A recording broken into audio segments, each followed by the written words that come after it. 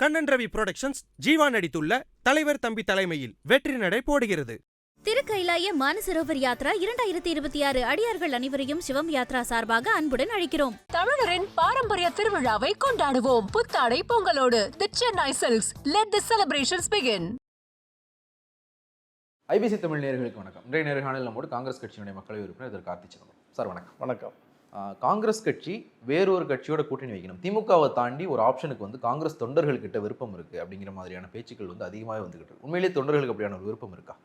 ஒரு large political பார்ட்டியில் பல பேருக்கு பல கருத்து இருக்கும். எங்களுக்கு பார்ட்டி ஒரு லிபரல் பொலிட்டிக்கல் பார்ட்டி. கருத்து சுதந்திரம் இருக்கிற அரசியல் கட்சி. தங்களுடைய விருப்பு வெறுப்புகளை கொஞ்சம் வெளிப்படையாக சொல்லுவாங்க. அதை அதனால ஒன்றும் கட்சிக்குள்ளே எந்த விதமான நெருடலும் யாருக்கும் கிடையாது. அதுதான் காங்கிரஸ் பார்ட்டியோட ஸ்ட்ரென்த்து. ஏன்னா ஒரு ஓப்பன் பார்ட்டி. இது 67லேருந்து கவர்மெண்ட்டில் இல்லை. எலெக்ஷன் வரும்போது ஆப்ஷன் நிறைய என்னென்ன ஆப்ஷன் இருக்குது, ஒரு லவுட் திங்கிங் இருக்க தான் செய்யும். பல பேருக்கு பல கருத்து இருக்குது பார்ட்டியில், அதில் ஒன்றும் சந்தேகம் கிடையாது. சார், இது கட்சிக்குள்ளே இது பெரிய நெருடலாக இருக்காது, ஆனால் கூட்டணின்னு வரும்போது நெருடலாக இருக்கும்ல. கூட்டணி இருக்குது. 234 தொகுதி தான் தமிழ்நாட்டில் இருக்குது. கூட்டணிக்குள்ளே பேச்சுவார்த்தை நடக்கும், கடைசியில் செட்டில் ஆகும். இதுதான் வாடிக்கையாக நடக்கிறது. எல்லா எலெக்ஷனுக்கு முன்னாடி நீங்கள் பார்த்தீங்கன்னா இந்த மாதிரி ஒரு ஸ்பெக்குலேஷன் இருக்க தான் செய்யும். கூட்டணியில் இருக்காங்களா, குழுன்ட்டு வெளியே போகிறாங்களா, கூட்டணிக்குள்ளே இருந்தால் எத்தனை தொகுதி கிடைக்கும், அந்த தொகுதியில் யார் நிற்பா, இதெல்லாம் ஒன்றும் ஒரு யூனிக்கான சுச்சுவேஷனோ யூனிக்கான ஒரு ப்ராப்ளமெல்லாம் ஒன்றும் கிடையாது. வாடிக்கையாக எலெக்ஷனுக்கு முன்னாடி வர ஒரு ஓப்பன் டிஸ்கஷனில் இருக்கிற இஷ்யூஸ் தான். இது ஒரு ரெகுலர் இஷ்யூன்னு சொல்கிறீங்க. எனக்கு இது regular issue with unique symptoms மாதிரி தான் தெரியுது. ஏன்னா இது புதுசு கிடையாது. நீங்கள் சொன்ன மாதிரி நான் மீடியாவுக்கு வந்ததுக்கு பிறகு 2 விஷயங்கள் இந்த மாதிரி நடந்திருக்கு. ஒன்று 2019 ஜூனில் திமுகவினுடைய மூத்த தலைவர் KN நேரு பேசுகிறார். காங்கிரஸுக்கு நாங்கள் பல்லக்கு தூக்கிக்கிட்டே இருக்கணுமா அப்படின்னு சொல்லிட்டு ஒரு பொதுவெளியில் பேசுகிறார். அதுக்கு அடுத்த நாள் அவரே அதுக்கு விளக்கம் கொடுக்குறார். இல்லைங்க, இப்போ நீங்கள் சொன்ன மாதிரி தான், தொண்டர்களுக்கு நாங்கள் நிறைய இடத்துல போட்டியிடணும்னு விருப்பம் இருக்குது, ஒரு மாவட்ட செயலராக நான் பேசினேன் அப்படின்னு. அப்படியே ஃபார்வர்ட் பண்ணி 2020 ஜனவரிக்கு வந்தோம் அப்படின்னா அந்த ஊரக உள்ளாட்சி தேர்தலுக்கு பிறகு ஒரு சர்ச்சை வருது. நீங்களுமே அதில் ஒரு கருத்தை சொல்லியிருந்தீங்க. துரைமுருகன் காங்கிரஸ் போனால் போகட்டும்னு சொன்னப்போ இதே நீங்கள் வேலூர் மக்களவைத் தேர்தலுக்கு முன்னாடி சொல்ல நீங்கள் ஒரு கருத்து சொல்லியிருந்தீங்க. அந்த பிரச்சனை இந்த 2 பிரச்சனையுமே ஒரு வாரத்துக்குள்ளேயே செட்டில் ஆகிடுச்சு. ஆனால் இந்த விவகாரம் செட்டில் ஆகாமல் கண்டினியூ ஆகிக்கிட்டே இருக்குது. அதனால தான் நான் சொன்னேன் regular issue with unique symptoms அப்படின்னு சொல்லிட்டு. இந்த யூனிக் சிம்டம் தான் வேறு ஏதோ காரணம் இருக்குமோன்னு எங்களை யோசிக்க வைக்குது. தமிழ்நாட்டில் யாரெல்லாம் இப்போ ஒரு பொலிட்டிக்கல் பிளேயர்ஸ்னு எல்லாருக்கும் தெரியும். அந்த லவுட் திங்கிங்கில் அதெல்லாம் டிஸ்கஷனில் வரத்தான் செய்யும். எப்படி ஒரு ஒரு அரசியல் கட்சிக்கு என்ன கண்ணை மூடிட்டு அரசியல் கட்சி செயல்படுது, கண்ணை திறந்துக்கிட்டு சமுதாயத்தில் என்ன நடக்குது, அரசியல் களத்தில் என்ன நடக்குதுன்னு பார்த்துக்கிட்டு தானே இருக்காங்க. எல்லாம் நீக்கிற ஊடகங்கள் வரை இவ்வளோ ஆனதுக்கப்புறம் எல்லாருக்கும் ஏர் பண்ணுற வியூ இன்னும் கொஞ்சம் மேக்னிஃபை ஆகுது. கட்சியில் கண்டிப்பாக பல கருத்து இருக்குது, நான் இல்லைன்னே சொல்லலை. கட்சியில் கருத்து இல்லைன்னே நான் சொல்ல முடியாது. எல்லாம் ஒத்த கருத்தில் தான் இருக்கிறாங்க, ஒரே மாதிரி தான் இருக்காங்கன்னு இல்லை. அவங்க பல கருத்தில் இருக்காங்க. அந்த கருத்து இருக்கிறாங்க, கடைசியில் செட்டில் ஆகிடும். கடைசியில் என்ன டிசிஷன் எடுப்போம், கட்சிக்கு எது நல்லது, தமிழ்நாட்டுக்கு எது நல்லதுன்னு பார்த்தா முடிவெடுப்போம். ஆனால் இன்றைக்கை பொறுத்த வரைக்கும் நாங்கள் இந்தியா கூட்டணி தான் இருக்கிறோம். இந்தியா கூட்டணிக்கு நாங்கள் தான் தலைமை தாங்குகிறோம் இந்திய அளவில். தமிழ்நாட்டை பொறுத்த வரைக்கும் இந்தியா கூட்டணிக்கு திராவிட முன்னேற்ற கழகம் தலைமை தாங்குது. அந்த கட்சியோடு தான் நாங்கள் கூட்டணி வச்சுருக்கோம். அந்த கட்சியோட மட்டும்தான் நாங்கள் அதிகாரப்பூர்வமான பேச்சுவார்த்தை நடத்துகிறோம். அதுக்கு தானே குழு போட்டிருக்கோம். பட் வேறு ஸ்பெக்குலேஷனே கிடையாதா அப்படின்னு கேட்டிங்கன்னா கண்டிப்பாக இருக்க தான் செய்யுதுன்னு சொல்லுவேன். பல பேருக்கு பல கருத்து இருக்கா கட்சியில், கண்டிப்பாக இருக்குன்னு தான் சொல்லுவேன். அதனால இன்னும் மோசம் போயிடாது. சார், இந்த வார்த்தை பரிமாற்றங்கள் இருக்குல்ல, அதுவே மற்ற நேரங்களை விட இது ரொம்ப எக்ஸ்ட்ரீமுக்கு போகுது. இது சோஷியல் மீடியானால. முன்னாடி கூட எல்லாருக்கும் இந்த மாதிரி வியூஸ் இருந்திருக்கும். அதை மேக்னிஃபை பண்ணுறதுக்கோ வெளியே சொல்கிறதுக்கோ வாய்ப்பு இருந்திருக்காது. முன்னாடி யாராவது பேட்டி எடுத்து பத்திரிகையில் போட்டால் தான் அந்த செய்தி வரும். இப்போ அப்படி கிடையாது. இப்போ எல்லாருமே இன்டர்வியூ தனக்கே இன்டர்வியூ கொடுத்துக்கிட்டு தாங்களே பப்ளிஷர், தங்களே ப்ராட்காஸ்டர் ஆகிட்டாங்க. அதில் ஒரு கேமரா ஒரு ஃபோனை எடுத்து தானாக பேசி ஒரு கருத்தை போடலாம். ட்விட்டரில் போடலாம், ஃபேஸ்புக்கில் போடலாம், இன்ஸ்டாகிராமில் போடலாம், எதில் வேணால் போடலாம், யூடியூப்பில் போடலாம். இதனால் மேக்னிஃபை ஆகுது. அதனால் முன்னாடியெல்லாம் அதிகாரப்பூர்வமாக யாராவது ஒரு ப்ரெஸ் ரிலீஸ் கொடுத்தா அது மட்டும்தான் செய்தித்தாளில் வரும். இல்லைனா தொலைக்காட்சின்னு இருக்கும்போது தூர்தர்ஷன் மட்டும் இருந்தது ஒரு காலத்தில். அதுக்கப்புறம் 4-5 சேனல் வந்துச்சு. அவங்களும் அதிகாரப்பூர்வமானவங்க கிட்ட மட்டும் தான் போய் பேட்டி எடுப்பாங்க. இப்போ அந்த ப்ரோட்டோக்கால்லாம் உடஞ்சி போச்சு. இன்றைக்கி நியூ ஏஜ் மீடியாவில் யார் வேணால் எப்போ வேணால் பேசலாம்னு ஆகிப்போச்சு. இது நியூ ரியாலிட்டி. யார் வேணால் எப்போ வேணால் பேசுகிறதுனால என்னமோ முன்னாடி என்னமோ கருத்து சொல்லலைன்ற முன்னாடியும் கருத்து சொன்னாங்க. அது வெளி உலகத்துக்கு வரல, இப்போ வெளி உலகத்துக்கு வருது. அதனால சில சமயம் கொஞ்சம் காரசாரமாக போகுது. எல்லா பக்கத்தில் இருந்தும் ஒரு ஹைரார்கிக்கலாக யாரும் பேசுறதில்ல. யார் வேணால் யாரை பற்றி வேணாலும் பேசலாம். இங்கே இருக்க ஒரு கடை தொண்டன் அங்கே இருக்கிற பிரைம் மினிஸ்டரை பற்றி பேசலாம். அப்புறம் அங்கே இருக்கிற கடை தொண்டன் இங்கே கட்சி தலைவரை பற்றி பேசலாம். யார் வேணால் கேட்கலாம். This channel of hierarchy has broken down. In communication because of social media. அவனால இது கொஞ்சம் எக்ஸாஜரேட்டாக தெரியுது. ரெண்டாவது, எல்லார் கையிலையும் இப்போ வந்து pretty much ஸ்மார்ட் ஃபோன் இருக்கிறதுனால இதை உத்து பார்த்துக்கிட்டே இருக்கீங்க. நான் கேட்குறேன், இன்றைக்கி வந்து என்ன வெள்ளிக்கிழமை இன்றைக்கி நான் பேட்டி எடுக்கிறீங்க, போன வெள்ளிக்கிழமை என்ன நடந்தது உங்களுக்கு ஞாபகம் இருக்கா? என்ன ஆச்சு போன வெள்ளிக்கிழமை? யாருக்கும் ஞாபகம் இருக்காது. அதே மாதிரி இன்றைக்கி வெள்ளிக்கிழமையில் யாராவது ஒன்றா சொன்னாங்கன்னா அடுத்த வெள்ளிக்கிழமை ஞாபகம் இருக்காது. எதுவுமே நிலைச்சு நிற்கிறது இல்லை. There is no opinion or position or stands வந்து அப்படியே நிலைச்சு நிற்கிறது இல்லை. அது இந்த ஃபாஸ்ட் மூவிங் வேர்ல்டில் அந்த இன்ஸ்டன்ட்டுக்கு வருது, அந்த இன்ஸ்டன்ட்டுக்கு ஒரு ரியாக்ஷன், அது பாட்டு கடந்து போயிடுறாங்க. இவென்ச்சுவலாக சோபர் மெச்சூர் டிஸ்கஷனில் எல்லாம் செட்டில் ஆகிடும். சார், இப்போது யார் வேணாலும் என்ன வேணாலும் பேசுறதுக்கான ஒரு சூழல் இருக்குது. ஆனால் இந்த காலகட்டத்திலையும் இதை இவங்கெல்லாம் பேசாதீங்க அப்படின்னு தடுக்கிறதையும் வந்து நம்ம பார்த்துருக்கோம். நான் முன்னாடி சொன்ன அந்த 2 நிகழ்வுலையுமே 2 தரப்புலையுமே சொல்லப்பட்டது, வேணாம் பேசாதீங்க அப்படின்னு சொல்லிட்டு. திமுக தரப்புல திமுக தலைவர் ஸ்டாலினே சொன்னார், பொதுவெளியில் பேசாதீங்க அப்படின்னு சொல்லி. காங்கிரஸ் தரப்புலையும் அந்த மாதிரி சொல்லப்பட்டது. ஒரு முறை வந்து புதுச்சேரி முதலமைச்சராக இருந்த நாராயணசாமி இங்கே வந்து சென்னையில் வந்து திமுக தலைவர் ஸ்டாலினை பார்த்தார். அந்த விவகாரம் வந்து முடிவடைஞ்சது. ஆனால் பேசாதீங்க அப்படின்ற வார்த்தை இப்போ வரைக்கும் யாரும் சொன்ன மாதிரி தெரியல, இல்லை அதை யாரும் கேட்ட மாதிரி தெரியல. பேசாதீங்கன்னு சொன்னாலும் பேசாமல் இப்போ தான் அனானிமஸ் ஐடி ஆகிப்போச்சே. சொல்கிற ஆள் நிஜமான ஆள் தான் சொல்கிறானான்னு தெரியாது. ஆளுக்கு ஆள் ஒரு ஐடியில் ஐடி விங்குன்னு ஒரு எல்லா கட்சியிலையும் ஒரு தனியாக ஒரு உருவெடுத்து வந்துட்டாங்களே. அவங்களுக்கு லீவும் கொடுக்குறதுல 24 மணி நேரம் தூங்குறாங்களான்னு கூட தெரியல. அவங்களாம் யார் என்ன ஐடியில் வச்சு பேசுகிறாங்க, நிஜமாவே அவங்க கட்சிக்கு சம்மந்தப்பட்டவங்களா இல்லை மிஸ்சீஃப் மேக்கரான்னு கூட எனக்கு தெரியாது. இதனால் இன்றைக்கி இருக்கிற இந்த நியூ ஏஜ் டெக்னாலஜி சோஷியல் மீடியாவில் இந்த மாதிரி ஒரு சென்சர்ஷிப்பு ஒரு கண்ட்ரோல் பண்ணுறது கஷ்டம் தான்.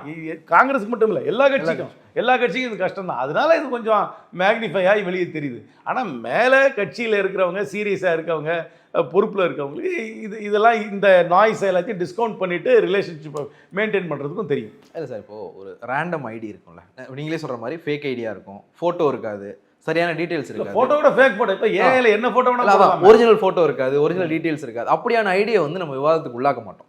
ஆனால் அதிகாரப்பூர்வமான ஆட்கள், பதவியில் இருக்கிறவங்க, மூத்த தலைவர்கள் பேசுறது வந்து நம்ம கடந்து போக முடியாதுல்ல. அது எல்லா பக்கம் தானே இருக்குது. இது வந்து ஏதோ காங்கிரஸ் கட்சியில் மட்டும்தான் அப்படி இருக்குன்னு சொல்லுவீங்க. திராவிட முன்னேற்ற கழகத்துலேயும் அந்த கருத்து இருக்குது, மற்ற அண்ணா திராவிட முன்னேற்ற கழகத்தில் இருக்குது. பிஜேபியில் சர்ச்சை இல்லையா? பிஜேபியில் வந்து இந்த அண்ணாமலையை சைட்லைன் பண்ண உடனே இன்னும் நிறைய பேர் இன்னும் கோச்சிட்டே தானே இருக்காங்க. அந்த கட்சியில் அண்ணாமலைக்கு பொறுப்பு கொடுக்கலன்றது நிறைய பேர் இன்னும் கோச்சிட்டு தானே இருக்காங்க, இன்னும் விமர்சனம் பண்ணிக்கிட்டே தானே இருக்காங்க. அதனால் எல்லா கட்சிக்குள்ளேயுமே இந்த ஒரு கான்ட்ரேரியன் குரல், ஒரு வித்தியாசமான குரல்கள், இல்லைனாக்கா ஒரு ஒரு ஒரு டிபேட்டிங் வாய்ஸ் வந்துகிட்டே தானே இருக்குது. இது ஒன்றும் யூனிக்காக ஒன்றும் இல்லையே. நீங்கள் யூனிக்குன்னு நினைக்கிறீங்க, என்னை பற்றி இது யூனிக் இல்லை, இதுதான் நியூ நார்மல் நான் நினைக்கிறேன். சார், இப்போ நீங்கள் சொன்னீங்க இல்லையா பிஜேபியில் இல்லை அப்படின்னு சொல்லிட்டு, இது ஒரு கரெக்டான இடத்துக்கு நீங்கள் நகர்த்திருக்கீங்கன்னு எனக்கு தோணுது. பாஜகவில் ஒரு விஷயம், உதாரணத்துக்கு சுப்பிரமணியன் சாமி நிறைய பேசுவார். அவர் அதை என்ன சொல்லுவாங்க அப்படின்னா, பாஜக அது அவருடைய சொந்த கருத்து அப்படின்வாங்க. அந்த இடத்துக்கு காங்கிரஸ் நகர்ந்துருச்சு. அப்படியெல்லாம் கிடையாது. சுப்பிரமணிய சாமி ஒரு பர்வட், ஒரு வக்கரை பிடிச்ச ஆள். சுப்பிரமணிய சாமியை பற்றி தெரிஞ்சுக்கணும்னாக்க ராமகிருஷ்ண ஹெக்டே அவரை பற்றி என்ன சொன்னார்னு கூகுள் பண்ணிப்பார். சுப்பிரமணிய சாமி யாருமே சீரியஸாக எடுத்துக்கிறது. அது அப்பப்போ அந்த சில கட்சிகள் இந்த சங் பரிவாரில் அவரை பயன்படுத்திக்கிட்டாங்க மற்றவங்க மேலே புழுதி வாரி போடுறதுக்காக. இப்போ தானே அவரே இந்த கட்சி மேலே புழுதி வாரி போடுறதுனால இந்த கட்சி ஒதுக்குது. ஆனால் சுப்பிரமணிய சாமியை ஒரு எக்ஸாம்பிளாகவோ ஒரு ஸ்டாண்டர்டாகவோ எடுத்துக்காதீங்க. ஸ்டாண்டர்டே இல்லாத ஒரு அரசியல்வாதி இந்த நாட்டுக்கு வந்திருந்தாருன்னா அது சுப்பிரமணிய சாமி தான். அவரை விட்டுருங்க. சரி, அவரை விட்டுருவோம். காங்கிரஸில் இருக்கிறவங்க இன்றைக்கும் காங்கிரஸ் கிளைம் பண்ணிக்கிறவங்க பேசுறதெல்லாம் அது காங்கிரஸினுடைய கருத்து இல்லைன்னு சொல்கிறதும், அவங்க தொடர்ச்சியாக கூட்டணி கட்சி மேலே ஒரு அவதூறான விஷயங்களையோ இல்லை பிலோ த பெல்ட் போய் பேசுறதையுமே காங்கிரஸ் கட்சி அனுமதிச்சுக்கிட்டே இருக்கிறது. ஒரு நெருடல் கட்சியில் அனுமதிக்கல, தெளிவாக சொல்லிட்டோம். அதே மாதிரி தானே நீங்கள் விமர்சனங்களை பார்த்தா ரொம்ப தரம் தாழ்ந்த விமர்சனங்கள் மற்ற ஐடிவிங்கலேருந்து கூட வருது இல்லை. இது இன்னமும் காங்கிரஸ் கட்சி மட்டும்தான் என்னமோ விமர்சனம் வைக்கிற மாதிரியும், காங்கிரஸை சார்ந்தவர்கள் விமர்சனம் வைக்கிற மாதிரியும், மற்றவங்கெல்லாம் நம்ம பொறுப்பை காத்து பெருமனுஷன் பெருமையாக இருக்கும்போது தப்பு இல்லை. இப்போ நீங்கள் எடுத்து பார்த்தீங்கன்னாவே நான் ஏதாவது ஒரு கருத்து போட்டேன்னா அதுக்கு 10 கருத்து வருதுன்றா அது ஒரு சர்டன் ஒரு ஸ்ட்ராண்டிலேருந்து தான் அந்த விமர்சனம் வருது. இனிமேல் அதை கண்ட்ரோலே பண்ண முடியாது. இன்றைக்கி ஒரு ஃப்ரீ ஃபார் ஆல். இதுதான் நியூ நார்மல். நீங்கள் யூனிக்குன்னு நினைக்கிறீங்க, நான் நியூ நார்மல் நினைக்கிறேன். அதனால தான் நான் கூலாக இருக்கிறேன், நீங்கள் அதை பற்றி என்ன கேள்வி கேட்குறீங்க. நீங்கள் கூலாகவே இருங்க, அதான் எனக்கு நல்லது. ஒரு ரேண்டம் ஐடி தான், திருப்பி ரேண்டம் ஐடி நம்ம சொல்ல போகிறது இல்லை. பட் பிரவீன் சக்கரவர்த்தி மாதிரியான ஆட்கள், மாணிக்கம் தாகூர் மாதிரியான எம்பிக்கள் பேசும்போது நம்ம அதை எப்படி சீரியஸாக எடுக்காமல் போக முடியும்? எடுத்துக்கு தான் ஆகணும். அவங்க கருத்தை சொல்கிறாங்க. மாணிக்கம் தாகூர் ஒரு எம்பி, அவரோட கருத்தை சொல்கிறாரு, அதுக்காக சில உதாரணங்களை சொல்கிறாரு, அதை எடுத்து தான் ஆகணும். அதை ஒட்டி உள்வாங்கிக்கிட்டு தான் வேணும். அதை உள்வாங்கிக்கிட்டு அதுக்கு பதில் சொல்ல தான் ஆகணும். இந்த டிபேட்டே இருக்கக்கூடாது, டிஸ்கஷனே இருக்கக்கூடாது எப்படி சொல்கிறது? ஒரு மெம்பர் ஆஃப் பார்லிமெண்ட்டு தன்னுடைய கருத்தை எப்படி சொல்லாமல் இருக்க சொல்கிறது? கருத்தை சொல்கிறாரு. எல்லாருமே அவங்க சொல்கிறவங்க எல்லாருமே அவங்களுடைய பெர்ஸ்பெக்டிவில் பார்ட்டிக்கு எது நல்லதுன்ற மனசில் வச்சு தானே சொல்கிறாங்க. நான் என்ன கருத்து சொன்னாலுமே காங்கிரஸுக்கு இது நல்லது, நான் காங்கிரஸில் உறுப்பினராக இருக்கிறேன், அதனால காங்கிரஸுக்கு நல்லதுன்ற ஒரு உரிமையில தான் நான் சொல்கிறேன். அந்த உரிமையில தான் அவங்களும் சொல்கிறாங்க கருத்தை. நீங்கள் வந்து நீண்ட நாட்களாக கள அரசியல் இருக்கிறவர், அதே மாதிரி வந்து உங்களுடைய ஒரு பிரச்சார வீடியோ வந்து பெரிய அளவில் வைரல் ஆச்சு. அது பார்க்குற எல்லாத்துக்குமே வந்து அடடே இது நல்லா இருக்கு அப்படிங்கிற மாதிரி ஒன்று இருக்கும். சீரியலை பற்றி நீங்கள் பேசியிருப்பீங்க, நான் சீக்கிரம் பேசி முடிச்சிருவேன், நீங்கள் போய் சீரியல் பார்க்கலாம் அப்படின்னு சொல்லிட்டு மக்களோட வந்து கீழே இருக்கிற மக்களோட கனெக்ட் ஆகிற மாதிரியான ஒரு விஷயம். ஸோ கட்சி தொண்டர்கள், உங்கள் கட்சி தொண்டர்களை தாண்டி கூட்டணி கட்சி தொண்டர்களுடைய மனநிலையும் உங்களுக்கு தெரியும். இப்படிலாம் ஒரு பிரச்சனை இருக்குது. நம்ம எலெக்ஷன் வந்து நம்ம கண்ணுக்கு பார்க்குற தூரத்தில் எலெக்ஷன் வந்துருச்சு. இவ்வளோ பிரச்சனையும் பண்ணிட்டு தலைவர்கள் ஒரு இடத்துல கை கொடுத்துக்கலாம். அண்ணா அறிவாலயத்திலோ இல்லை டெல்லியிலேயோ வந்து காங்கிரஸ் கட்சி அலுவலகத்தில் தலைவர்கள் பார்த்து கை கொடுத்துட்டாங்கன்னு வச்சுக்கோங்களேன். ஃபீல்டுக்கு போகும்போது தொண்டர்கள் இவங்க நம்ம கட்சியை பற்றி இப்படிலாம் பேசினாங்களே அப்படிங்கிற ஒரு எண்ணம் வந்துச்சுன்னா அது களத்தில் சிக்கல் தானே இருக்கும். சிலருக்கு வந்து நெருடலை ஏற்படுத்தும். ஆனால் ஒன்று தெரிஞ்சுங்க, என்னுடைய கட்சி தொண்டனுடைய உணர்வுகளையும் நான் பிரதிபலிச்சு தான் ஆகணும். நான் வந்து என்னுடைய கட்சி தொண்டனுடைய உணர்வுகளை பிரதிபலிக்கவே மாட்டேன். ஏதோ ஒரு லார்ஜர் ரிலேஷன்ஷிப்புக்காக நீங்கள்லாம் சப்ரஸ்டாக இருக்குன்னு சொல்ல முடியாதுல்ல. அவர்களுடைய ஏக்கம், அவர்களுடைய எதிர்பார்ப்புகளையும் நான் வந்து குரல் கொடுத்து தான் ஆகணும். எங்கள் கட்சியில் பிரதிநிதிகள் வந்து எங்கள் கட்சி தொண்டனுடைய குரலுக்கு எப்படி நாங்கள் பிரதிநிதித்துவம் கொடுக்காமையோ முக்கியத்துவம் கொடுக்காமையோ இருக்கணும். We have to reflect their view also. அவங்க எப்படி அவங்களுடைய கட்சி தொண்டனுடைய கருத்தை வந்து அவங்க தலைமை வந்து வெளிப்படுத்திக்கிறதோ அதே மாதிரி நாங்களும் வெளிப்படுத்தி தான் ஆகணும். எங்கள் கட்சியில் எதிர்பார்ப்புகள் இருக்குது. இது யதார்த்த எதிர்பார்ப்புகள், ஒன்றும் புதிதான எதிர்பார்ப்புகள் கிடையாது. சாதாரணமாக இருக்கிற எல்லா கட்சிக்கும் இருக்கிற எதிர்பார்ப்பு எங்கள் கட்சிக்கு இருக்குது. இன்னும் இதில் ஒன்றும் பெருசாக புதுசாக யூனிக்காலாம் ஒன்றும் எங்களுக்கு எதிர்பார்ப்பு கிடையாது. அப்புறம் 1967 இந்த ஆட்சியில் இல்லை, நேரடியாக இல்லை, அவர்களுக்கும் அனுபவங்கள் இருக்குல்ல, உள்ளாட்சி அனுபவங்கள் உண்டு, பல அனுபவங்கள் இருக்குல்ல. அந்த அனுபவங்களை வச்சு அவங்க உணர்வுகளை வெளிப்படுத்துகிறாங்க. சிலர் வந்து கொஞ்சம் அன்டிப்ளமேட்டிக்காக இருக்கலாம், நான் இல்லைன்னு சொல்லலை. ஆனால் அந்த உணர்வுகளை நான் எப்படி மதிக்காமல் இருக்கிறது? நான் மதிச்சு தான் ஆகணும், அதுக்கும் நான் ரிஃப்ளெக்ட் பண்ணி தான் ஆகணும். அதை பற்றி நான் யோசிக்கவே மாட்டேன், அதுக்கு ஒரு வடிவம் கொடுக்கவே மாட்டேன், அதுக்கு ஒரு டிப்ளமேட்டிக் ஸ்ட்ரக்சர் கொடுக்க மாட்டேன். நான் எப்படி சொல்கிறது? நான் கொடுத்து தான் ஆகணும். இப்போது தமிழ்நாட்டில் இருக்கிற எல்லா கட்சிகளுக்குமே 234 தொகுதியிலே நம்ம போட்டிடணும்னு ஒரு ஆசை இருக்கும். எல்லா தொண்டர்களும் அக்ராஸ் த பார்ட்டிஸ் எல்லாருக்குமே இருக்கும். கும்மிடிப்பூண்டியில் இருக்கிற ஒருத்தருக்கு இந்த தொகுதியில் நம்ம கட்சி போட்டிடணும், கண்டிப்பா கிள்ளியூர்ல இருக்கிற ஒருத்தருக்கு இந்த தொகுதியில் நம்ம போட்டிடணும். ஆனா கூட்டணியில் வந்து அதற்கான சாத்தியங்கள் இல்லைன்றதும் அவங்களுக்குமே தெரியும். அப்படியான ஒரு இடத்துல வந்து நம்ம இப்போ திமுகவினர் விமர்சிக்கும் போதோ இல்லை வெளிப்படையாக ரெண்டு தரப்புமே எடுத்து வச்சு பார்க்கும்போது திமுகவில் வந்து விமர்சிக்கிற யாருமே வந்து காங்கிரஸ் கட்சியினுடைய தலைவர்களை ரொம்ப மோசமாக விமர்சிக்கிறது இல்லை. ஆனால் காங்கிரஸ் கட்சியினுடைய செய்தி தொடர்பாளராக இருந்த ஒருத்தர் திமுகவுடைய தலைவர்களை வந்து மோசமான வார்த்தைகள் சொல்லி விமர்சிக்கிறார். யாரும் சொல்ல முடியும், எனக்கு தெரியல. திருச்சிவேலுசாமி இல்லை, அவர் பொறுப்பில் இல்லை. அவர் பேசுறது என்னை பொறுத்தவரைக்கும் ஒரு எல்லை கடந்து பேசுகிறார். அவர் வந்து ஒரு நல்ல மேடை பேச்சாளராக இருக்கலாம், ஆனால் அவர் ஒன்றும் காங்கிரஸுடைய அஃபிஷியல் ஸ்போக்ஸ் பர்சன் கிடையாது. என்னை பொறுத்த வரைக்கும் கொஞ்சம் எல்லை தாண்டிட்டார் தான் நினைக்கிறேன். அவருடைய விமர்சனங்கள் கொஞ்சம் எல்லை தாண்டி விட்டது. அது என்னை பற்றி தனிநபர் விமர்சனம் செய்கிறதுக்கு தேவையே கிடையாது. நான் பண்ணுறதே கிடையாது. நான் இன்றைக்குமே வந்து நான் என்ன என் பாலிடிக்ஸ்னால் தனிநபர் விமர்சனம் பண்ணுறதே கிடையாது. என்னை பொறுத்த வரைக்கும் அது எல்லை மீறிட்டார். நல்ல பேச்சாளர் தான், எனக்கு தெரியும். காங்கிரஸ் கட்சியில் அவர் வந்து அவருக்கு ஒரு செக் அவுட் பாஸ்ட் இருக்குது. அவரும் பல இயக்கங்களை பார்த்து தான் காங்கிரஸுக்கு வந்தார். அது ஒன்றும் எப்பவுமே காங்கிரஸ்லேயே இருந்தாருலாம் சொல்ல முடியாது. பல இயக்கங்களை பார்த்து வந்தவர். ஆனால் அவருடைய சில விமர்சனங்களை நான் ஏற்றுக்கல. இந்த காங்கிரஸ் கட்சி தொண்டனுடைய எதிர்பார்ப்பை சொல்கிறத நான் வந்து தப்புனே சொல்ல மாட்டேன். ஆனால் வந்து தனிநபர் விமர்சனங்களை வைக்கிறத வந்து நான் ஏற்றுக்கிறேன். அது தப்பு, அது செஞ்சுருக்கக்கூடாது. என்னை பொறுத்த வரைக்கும் அதை வந்து கண்டிக்கணும், இல்லை தடுக்கணும். தடுக்கிறதுக்கு ஒன்றும் மெக்கானிசம் கிடையாது. இன்றைக்கி தான் சோஷியல் மீடியா இருக்குது. அவரே ரூமில் உட்காந்துக்கிட்டு அவரே ஒரு ஃபோனை வச்சு ரெக்கார்ட் பண்ணி போட்டுகிட்டே இருந்தாருன்னா ஒன்றும் பண்ண முடியாது. ஆனால் அஃபிஷியலாக காங்கிரஸ் மேடை எதுவும் அவருக்கு எனக்கு தெரிஞ்சு கொடுக்குறதில்ல. சில மாதங்களுக்கு முன்னாடி திமுகவினுடைய துணை பொதுச் செயலாளர் திருச்சி சிவா காமராஜர் பற்றி ஒரு விஷயம் சொன்னார். அது பல இடங்களில் பல பேர் பேசப்பட்ட ஒரு விஷயம். வரலாற்றை வந்து நம்ம ரொம்ப வந்து போஸ்ட்மார்ட்டம் பண்ண வேண்டாம். ஆனால் அது காங்கிரஸில் எதிர்ப்பு வந்தப்போ அவரே வந்து வருத்தம் தெரிவித்தார். திமுக தரப்பு வந்து வருத்தம் தெரிவித்து அந்த பிரச்சனையை வந்து சார்ட் அவுட் பண்ணிட்டாங்க. திருச்சி வேலுசாமி மேலே நடவடிக்கை எடுக்க காங்கிரஸ்க்கு இவ்வளவு தயக்கம்? தேங்களா, அவர் வந்து இந்த பதவியிலுமே இல்லை. நேற்று நான் டிஎன்சிசி பிரசிடென்ட் கேட்டேன், அவர் எந்த பொறுப்புலையுமே இல்லையே வந்திருக்காரு. ஸ்டில் அவர் காங்கிரஸை கிளைம் பண்ணுறாரு. யாரும் கிளைம் பண்ணிக்கலாம், என்ன பண்ணுறது? இப்போ நீங்கள் நாளைக்கு காலையில் நான் ட்ரம்ப்புக்கு நான் தான் பேசுகிறேன்னு சொன்னால் என்ன பண்ண முடியும்? ட்ரம்ப் நீ பேசாதான் சொல்ல முடியும். நான் பாட்டில் நான் தான் ட்ரம்ப்புக்கு இங்கே தமிழ்நாட்டில் பிரதிநிதின்னு பேசிகிட்டே இருக்கலாம். அந்த மாதிரி இருக்குது. அவருக்கு ஒன்றும் அஃபிஷியல் பதவியெல்லாம் ஒன்றுமே கிடையாது காங்கிரஸில். நேற்று கூட நான் கேட்டேன் டிஎன்சிசி பிரசிடென்ட்டை. அவர் சொன்னார் அவருக்கு எந்த அஃபிஷியல் பொசிஷன் ஒன்றுமே இல்லையே. ஆனால் காங்கிரஸ் உறுப்பினராக இருக்கார்ல. இது இந்த உறுப்பினர்ன்றதே ஒரு நெபுலஸ் ஸ்ட்ரக்சர். இது வந்து யார் உறுப்பினர்னு ஒரு மாஸ்டர் லிஸ்ட்லாம் கிடையாது. இது ஒன்றும் ஸ்கூல் அட்மிஷன் மாதிரி இப்போ லிஸ்ட்டு பார்க்குறதுக்குலாம் ஒன்றுமே கிடையாது. எந்த பார்ட்டிலையும் அந்த மாதிரி ஸ்ட்ரக்சரில் இதெல்லாம் செல்ஃப் டிக்ளரேஷன் தான். அது வந்து புதுப்பிச்சாரா இல்லையான்னு. ஆனால் அவர் பேசுறதை நான் ஏற்றுக்கல. நடவடிக்கை எடுக்கக்கூடிய ஸ்ட்ரக்சருக்குள்ளே அவர் இருந்தாருன்னா அவர் மேலே நடவடிக்கை எடுக்கணும், இதை தடுக்கணுன்றதை நான் ஏற்றுக்கிறேன். அதை நான் ஏற்றுக்கிறேன். எனக்கு தேசிய அளவுலையும் இதே மாதிரியான ஒரு விஷயம் இருக்குது. இப்போ தேசிய அளவில் திரு சசி தரூர் வந்து பாஜகவிற்கு ஆதரவாகவும் பிரதமர் மோடியை புகழ்கிற மாதிரியான சில விஷயங்களை பேசுகிறார். இங்கே ஒருத்தர் வந்து இப்போ நீங்களே சொல்கிறீங்க அவர் எந்த பொறுப்புலையுமே இல்லை, ஆனால் அவர் காங்கிரஸ் கிளைம் பண்ணுறதையுமே வந்து நம்மளால் தடுக்க முடியல. அப்படிங்கும்போது காங்கிரஸ் கட்சி ஒரு பலவீனமானது அப்படிங்கிற ஒரு விமர்சனம் இங்க இருக்கு. நீங்க ஏத்துக்குவீங்கன்னு நினைக்கிறேன். ஒரு விமர்சனம், பொதுவான விமர்சனம், பலவீனமா இருக்குன்றது. பலவீனம்னா நாங்க தான் தேர்தலில் வந்து தனியா நின்று ஜெயிக்கல, அதுதான் ஃபேக்ட். நான் இந்தியா முழுக்கவே சொல்றேன், ஒரு பாஜகவை எதிர்க்கிற அளவுக்கான வலிமைக்கு காங்கிரஸ் நகரல அப்படிங்கிற ஒரு விமர்சனம் இருக்கு. இந்த மாதிரி ஒரு ஸ்ட்ராங்கான நடவடிக்கை எடுக்கப்படாம இருக்கிறது அந்த விமர்சனங்களை, அந்த குற்றச்சாட்டுகளுக்கு வலு சேர்த்துறாதா? இல்லை பலவீனமாக இருக்குன்னா நீங்கள் ஸ்டேட் வைஸ் பார்க்கணும். 12 மாநிலங்களில் பலமாக இருக்கிறோம். சில மாநிலங்களில் நாங்கள் தான் முதன்மை கட்சியாக இருக்கிறோம். இப்போ வருகின்ற சட்டமன்ற தேர்தல் கேரளாவில் நாங்கள் தான் ஜெயிக்க போகிறோம். இதில் ஒன்றும் சந்தேகம் கிடையாது. காங்கிரஸ் ஒன்றும் ஒரு ஆல் இண்டியா பார்லிமெண்ட்ரி எலெக்ஷனில் ஜெயிக்காததுக்கு காரணம் வந்து எங்களுக்கு ஓட்டு வராததுக்கு காரணம் கிடையாது. ஹிந்தி ஹார்ட்லேண்டில் வீக்காக இருக்கிறதுனால கொஞ்சம் எக்ஸாஜரேட்டட் விக்ட்ரி பிஜேபிக்கு வருது. சசி தரூரோட பொசிஷனை நீங்கள் வந்து ரொம்ப சிம்பிளிஃபைடாக பார்க்குறீங்க. காங்கிரஸ் பிரசிடெண்ட்டுக்கு அவர் நின்னார், யாருமே வாங்காத அளவுக்கு வாக்குகள் வாங்கினார். அவருக்கு கொடுக்க வேண்டிய இடத்த கொடுத்துக்கணும்.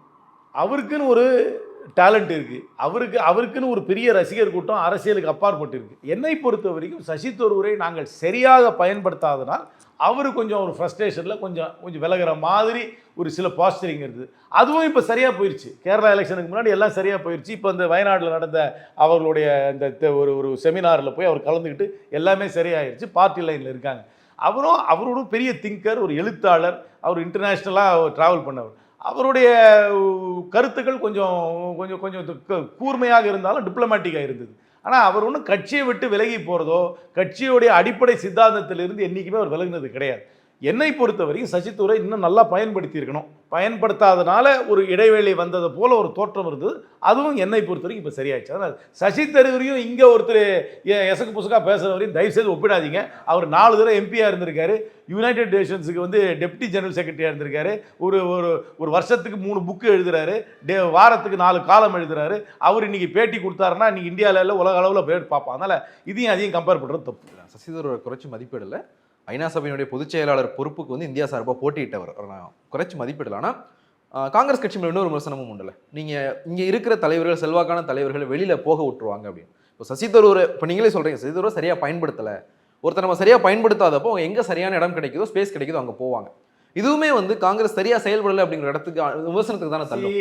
ஜெயிக்கும் போது யாருக்குமே குறை இருக்காது. எஸ், கவர்மெண்ட் ஃபார்ம் பண்ணியிருக்கும் போது நிறைய பேருக்கு அதிகார பகிர்வு கொடுத்துட்டு இருக்க முடியும். ஜெயிக்காத போது அதிகார பகிர்வு கொடுக்க முடியாது. அதனால் சிலருக்கும் பர்சனல் அம்பிஷனுக்காக பல பேர் போவாங்க.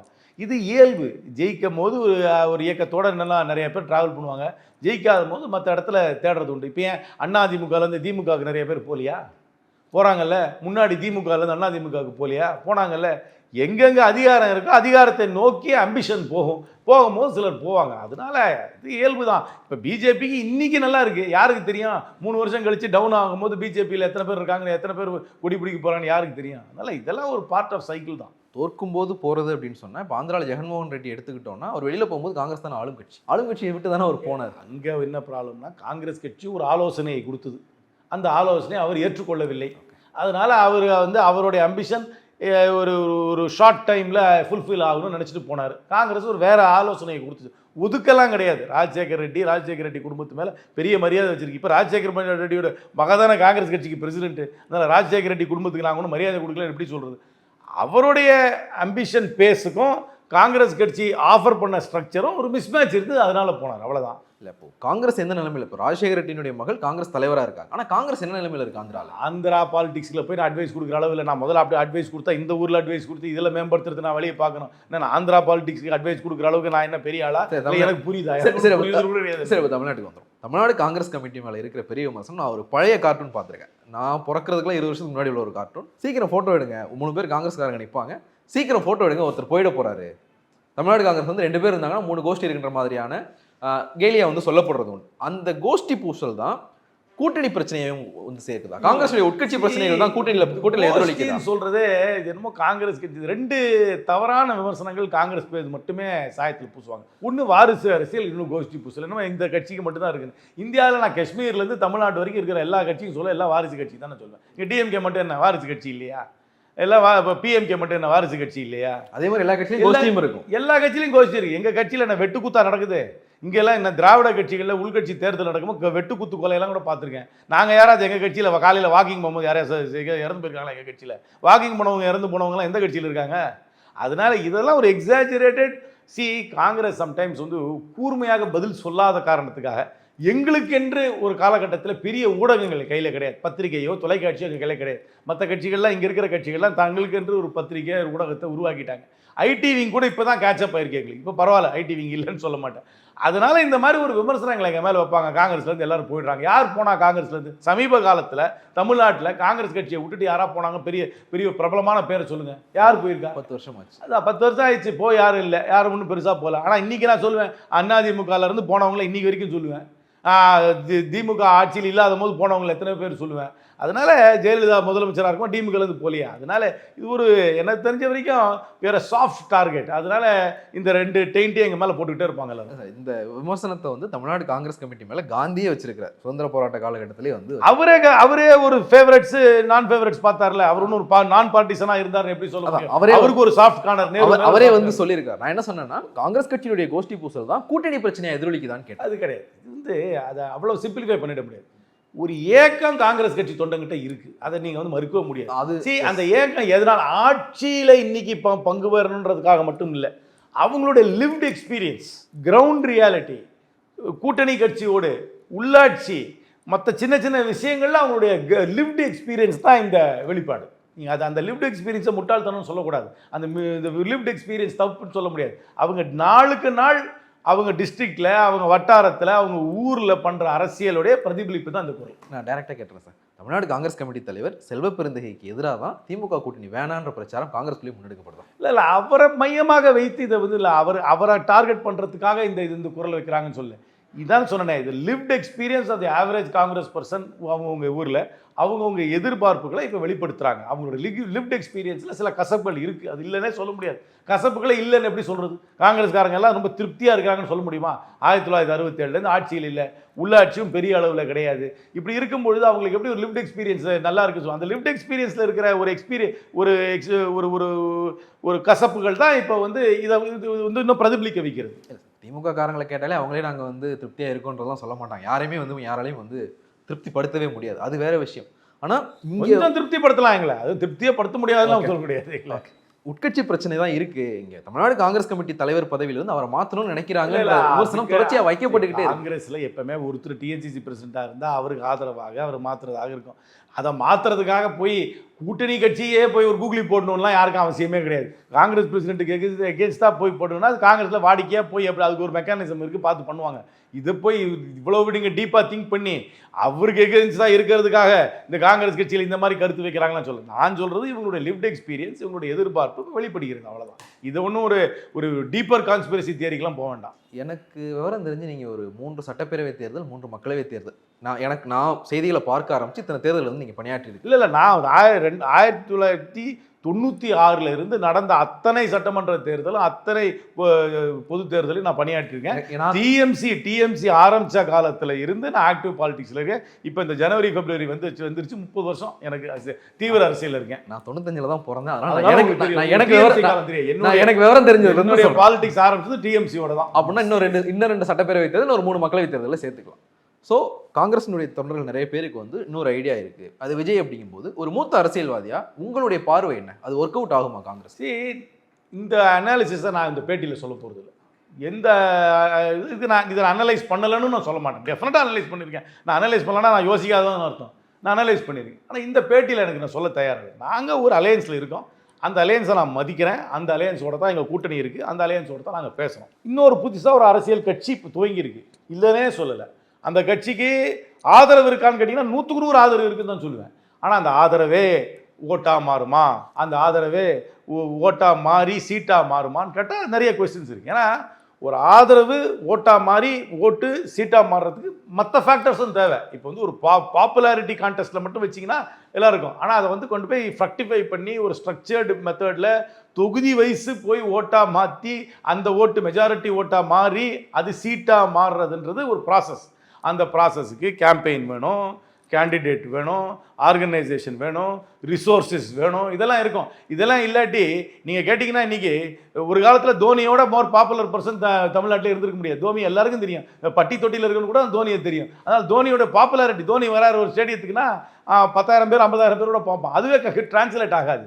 அதனால் இதுக்கு நிறைய இன்னும் ஃபில் இன் த பிளாங்க்ஸ் நிறைய இருக்குது. அந்த ஃபில் இன் த பிளாங்க்ஸ்லாம் ஆகுமா, அந்த ஃபில் இந்த பிளாங்க்ஸோட மற்றவங்க எல்லாம் ஃபிட் ஆவாங்க? இதெல்லாம் ரொம்ப ரொம்ப டீப் கொஸ்டின்ஸ். அதெல்லாம் இந்த பேட்டியில் நான் எப்படி சொல்றது? நான் ஒரு படத்தை வந்து கூட்டணி பிரச்சனைக்குள்ள இழுத்திருக்க வேண்டியது அவசியமா? இல்லை அது எனக்கு பிரச்சனையே கிடையாது. ரெண்டுமே நானே சொன்னேன், ஒரு வேடிக்கையே சொன்னேன், சாரடான் மாத்திரை மிச்சம் பாட்டில் கடக்கட்டும் அந்த 2 படமும். இந்த படம் என்ன, இந்த படம் வந்து தமிழ்நாட்டு அரசியலை, இந்த படமாக இருந்தாலும் சரி அந்த படமாக இருந்தாலும் சரி, ரெண்டுமே என்ன தமிழ்நாட்டு அரசியலை நிர்ணயம் பண்ண போதா?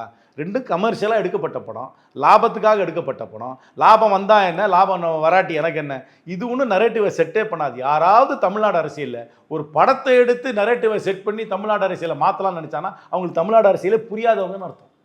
இது ரெண்டுமே என்னை பொறுத்த வரைக்கும் நான் இஷ்யூ.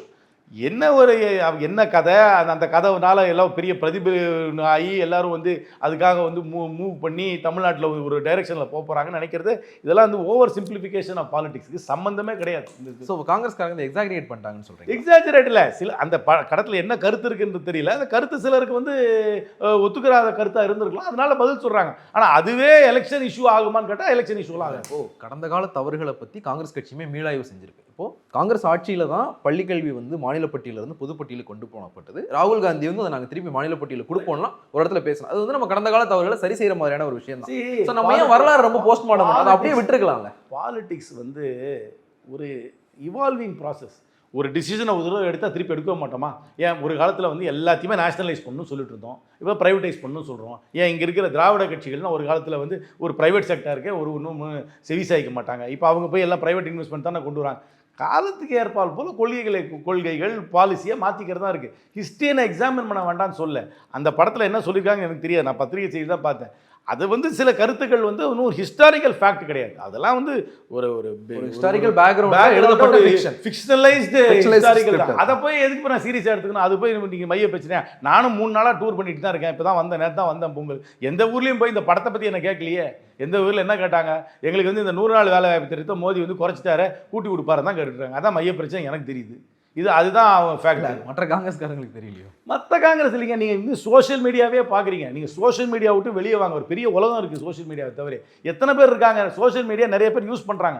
எல்லாருமே அரசியல் கருத்தை மட்டும் பிரதிபலிக்கிறதுக்கு சோஷியல் மீடியா யூஸ் பண்ணல. 3/4 பேர் சோஷியல் மீடியா உலகத்தில் நடக்குதுன்னு பார்க்குறது, தங்களோட குடும்ப படங்களை போடுறது, அவங்க குடும்ப நண்பர்களோட தொடர்பு கொள்வது தான் சோஷியல் மீடியா வச்சுருக்காங்களே தவிர அவங்க வாழ்க்கையில் என்ன நடக்குன்றத அவங்களுடைய உறவினர்களுக்கு காமிக்கிறதுக்கு, நண்பர்களுக்கு காமிக்கிறது தான் பயன்படுத்துகிறாங்களே. பெரிய அரசியல் பிரகடனம் செய்கிறதுக்காக எல்லாரும் பயன்படுத்துறதில்லை. இது வந்து நம்ம வந்து ஓவராக இதை பற்றி யோசிச்சு இந்த படம் ஏன் ரிலீஸ் ஆகல, இந்த ரிலீஸ் ஆன படத்தில் ஏன் இப்படி சொல்கிறான், இதுதான் மைய பிரச்சனை கிடையாது. என்ன பொறுத்த வரைக்கும் இட்ஸ் நான் இஷ்யூ, கம்ப்ளீட் நான் இஷ்யூ. ஒரு கடைசி கேள்வி, 2021 திமுக ஆட்சிக்கு வந்ததற்கு பிறகான தமிழ்நாடு காங்கிரஸ் கமிட்டியினுடைய செயல்பாடுகளை திரு கார்த்தி சிதம்பரம் எப்படி மதிப்பிடுறாங்க? நான் ஒன்றும் பெருசாலாம் சொல்ல மாட்டேன். நாங்கள் நிறைய பண்ணியிருக்கணும், என்ன பண்ணலன்னு தான் சொல்கிறோம்.